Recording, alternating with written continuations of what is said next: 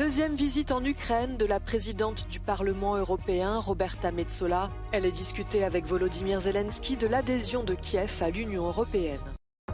80 millions d'euros d'aide pour l'Est de la RDC. Emmanuel Macron était en visite à Kinshasa. Il a confirmé la participation de la France. La présidente du Parlement européen, Roberta Metsola, est à Lviv ce samedi pour rencontrer le président ukrainien. C'est sa deuxième visite en Ukraine depuis son élection à la tête de l'institution. Elle avait déjà rencontré Volodymyr Zelensky en avril dernier. Ils ont discuté de la candidature de Kiev pour entrer dans l'Union européenne. Le pays espère commencer les négociations avec les autres États européens cette année, a fait savoir Volodymyr Zelensky. Roberta Metsola a rendu hommage aux Ukrainiens, un peuple courageux qui est un exemple pour le monde entier. Des héros qui ne baissent pas les bras et qui sacrifient tout pour défendre nos valeurs, a-t-elle écrit sur les réseaux sociaux. La présidente du Parlement a aussi rencontré son homologue ukrainien, Ruslan Stefanchuk. La prochaine étape pour adhérer à l'Union européenne, c'est donc l'ouverture de négociations d'adhésion. La décision doit être prise à l'unanimité par les pays membres. Bakhmout encerclé, mais pas rendu. Kiev affirme que les soldats ukrainiens repoussent encore de nombreuses offensives russes dans cette ville du nord-est ukrainien. Selon les autorités locales, les troupes russes ne contrôlent pas totalement le territoire. Cette ville minière de 72 000 habitants n'a guère d'importance stratégique, mais elle représenterait un revers moral et symbolique pour Kiev. La prise de Bakhmout serait la première victoire russe après des mois de défaites et de retraite dans le Donbass.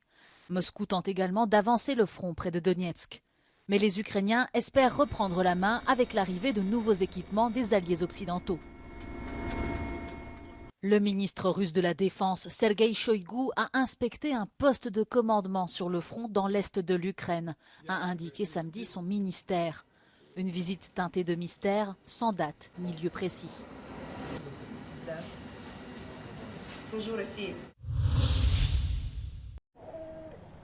Le président français était à Kinshasa ce samedi, en République démocratique du Congo, pour la dernière étape de sa tournée africaine.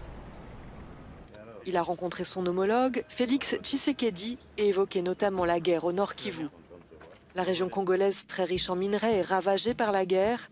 L'Union européenne annonce une aide de 47 millions d'euros et un pont aérien vers Goma. L'UE est prête à mobiliser tous les moyens nécessaires pour soutenir les travailleurs humanitaires, y compris la logistique et l'aérien, afin de répondre aux besoins de la population, a déclaré le commissaire chargé de la gestion des crises. La France va y participer. Face à une histoire dont le nombre de victimes équivaut à celui des guerres mondiales que nous avons vécues, la France ne prétend pas, et je ne prétends pas avoir seule une solution. La solution est dans un réveil collectif. C'est pour cette raison que la France sera le premier État à répondre à l'initiative de l'Union européenne.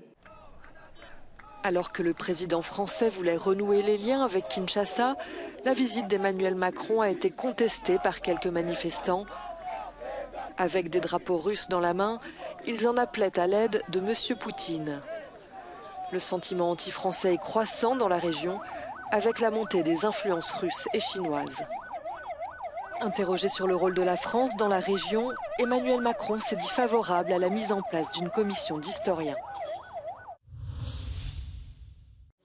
Le chef de l'Agence internationale de l'énergie atomique était à Téhéran ce samedi pour discuter du nucléaire iranien. Il a notamment rencontré le ministre des Affaires étrangères. Téhéran s'est déclaré disponible pour relancer l'accord conclu à Vienne en 2015. Il n'est plus appliqué depuis le retrait de Washington en 2018.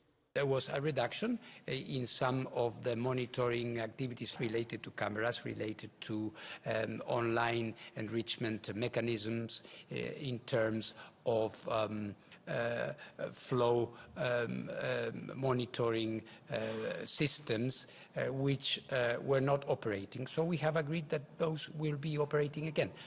Ces derniers mois, l'AIEA n'était plus en mesure de garantir le caractère pacifique du programme nucléaire iranien, faute de contrôle suffisant.